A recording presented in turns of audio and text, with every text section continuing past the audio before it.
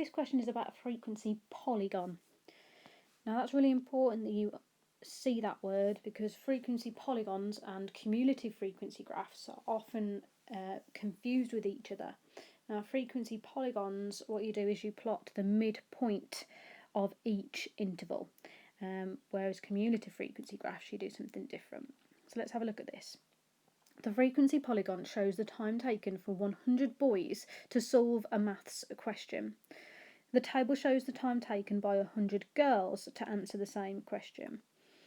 Draw a frequency polygon to show this on the information on the diagram above.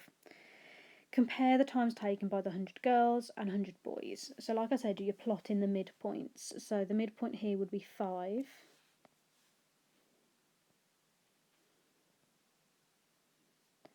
15,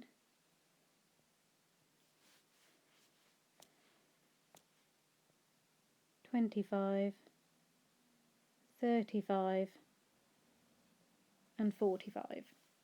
And then we literally just plot on the graph. So I've got at 5 seconds the frequency was 2, so that's about here. Just going to put a little dot. You could put a little cross, doesn't really matter. At 15 seconds it was 33. There. At 25 seconds it was 42.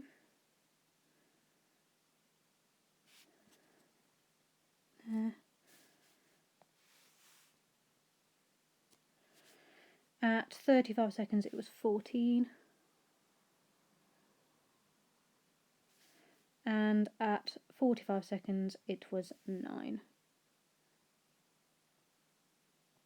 And then you would join all the points together with a straight line, which is also a difference between the cumulative frequency graphs. So straight lines for frequency polygons. Big hint is in the word polygon. A polygon is a shape with straight sides.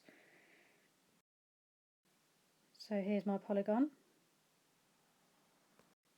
Part B says compare the times taken by the 100 girls and 100 boys. So if you look at this graph, you can see that the boys line, it stops here, whereas the girls line goes further. So that suggests that the boys took a slightly shorter time than the girls. So boys were slightly faster